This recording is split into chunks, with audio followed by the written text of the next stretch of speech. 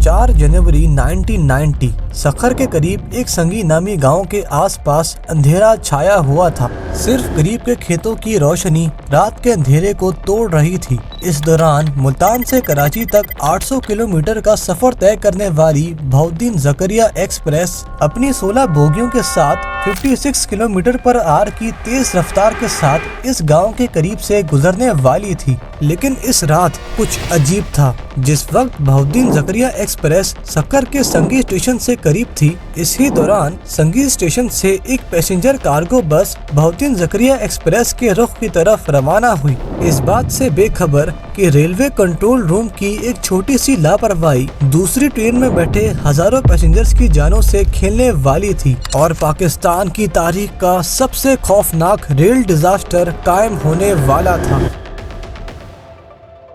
बहरहाल सुबह की रोशनी धीरे धीरे रास्तों को रोशन कर रही थी। जिंदगी के हर एक नए दिन की तरह ज़करिया एक्सप्रेस भी अपने नॉर्मल राउट पर अपना सफर कायम कर रही थी। ये ट्रेन अपने रास्तों पर चल रही थी और हर करीबी स्टेशन पर रुक भी रही थी। ट्रेन में बैठे कुछ मुसाफिर अपनी मंजिलों की तरफ सोच रहे थे, कुछ अपनी यादें दोहरा रहे थे और कुछ अपने करीबी यारों से ये गुफ्तगू कर रहे थे कि वो जल्द ही अपनी मंजिल पर पहुंच जाएंगे। सखर के संगी स्टेशन पर ये ट्रेन जल्द ही रुकने वाली थी, लेकिन जिसे नॉर्मल समझा जा रहा था वो सब कुछ बदलने वाला था, क्योंकि थोड़ी ही देर में एक ऐसी गलतफहमी होने वाली थी जो पूरी कहानी का रुख ही बदल देती है। ये गलतफहमी एक ऐसे सिग्नल मैन की है जो अपनी ड्यूटी ठीक तरह नहीं समझ पा रहा था। जब तक ज़करिया एक्सप्रेस अपने रास्ते पर चल रही थी तब तक सब कुछ काफी सही चल रहा था, लेकिन एक छोटी सी गलती ने सब कुछ बदल दिया। सिग्नल मैन ने जो बहाउद्दीन ज़करिया एक्सप्रेस के कैप्टन्स को इंस्ट्रक्शंस पास की, उनमें कुछ कंफ्यूजन्स थी।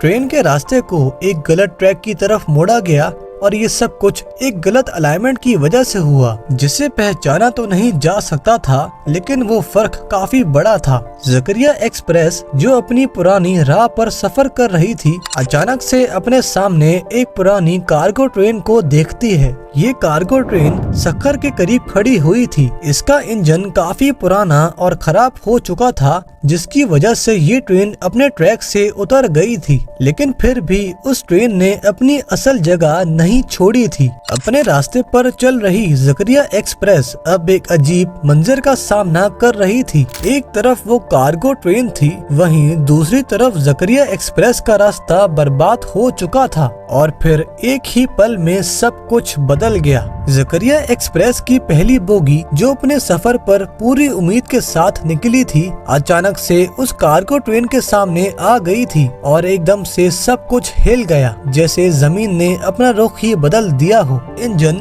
शदीद झटकों की वजह से साइड ट्रैक पर गिर गया। जो दूसरी बोगियां थीं, वो एक दूसरे से टकरा गई थीं, जिसे देखकर हर एक किसी की रूह भी कांप गई थी। जिस दौरान ये टक्कर हुई तब मंजर बिल्कुल अलग था। ट्रेन की बोगियां टूट गई थीं, लोहा इधर उधर बिखर गया था और वो पुरानी कार्गो ट्रेन पूरी तरह चकनाचूर हो चुकी थी।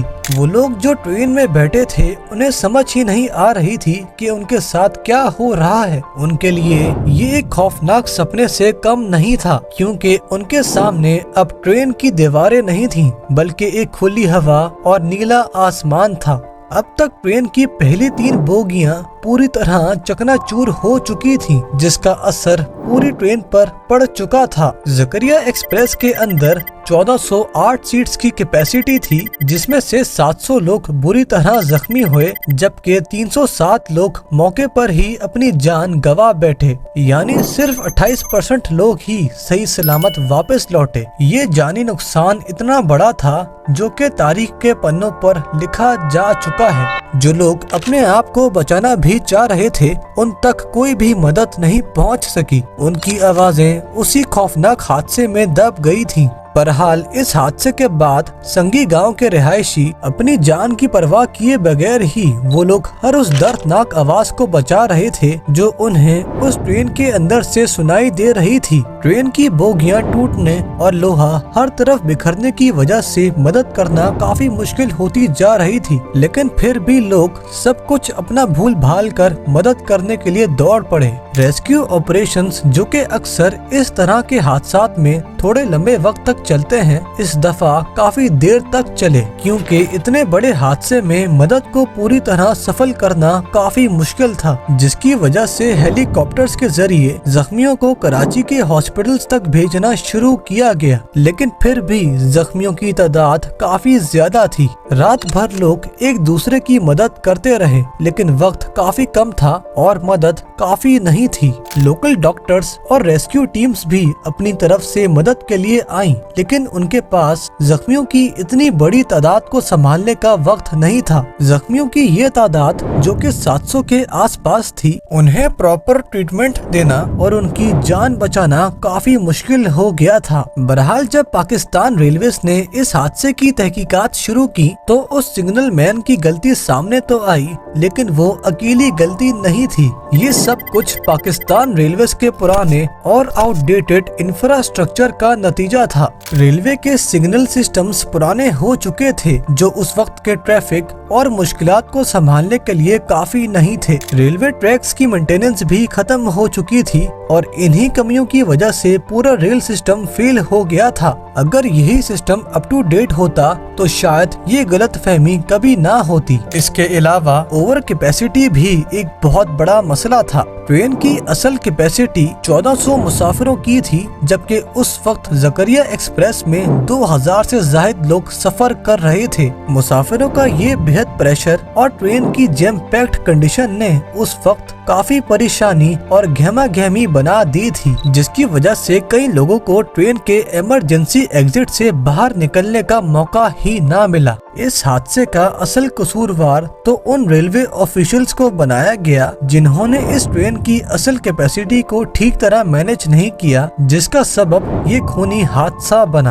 अगर उन्होंने ट्रेन की कैपेसिटी को ठीक तरह मैनेज किया होता और ये यकीनी बनाया होता कि ट्रेन में ज्यादा मुसाफिर सफर नहीं कर रहे हैं, तो शायद इतना बड़ा हादसा ना होता। इस हादसे के बाद पाकिस्तान रेलवेज को बहुत सी मुश्किलात का सामना करना पड़ा। उस सिग्नल मैन को डेथ पेनल्टी दी गई, जबकि प्राइम मिनिस्टर बेनजीर भुट्टो ने रेलवे सिस्टम के सेफ्टी मेजर्स को मजीद बेहतर बनाने के लिए नए रिफॉर्म्स को इंट्रोड्यूस किया, मगर इनकी इम्प्लीमेंटेशन बहुत देर से हुई और तब तक पाकिस्तान रेलवेज का पुराना इंफ्रास्ट्रक्चर अपनी खतरनाक सूरत में था। दोस्तों, आज भी ये बड़ा हादसा लोगों के जहन में ताज़ा है। संगी गांव के रहने वाले और वो मुसाफिर जो इस दर्दनाक वाक़ये का हिस्सा बने, उनके लिए ये सिर्फ एक कहानी नहीं है, बल्कि एक जिंदा सबक है। हर साल जब 4 जनवरी का दिन वापस आता है, लोगों के दिलों में इस रात का खौफनाक मंजर फिर से जाग उठता है।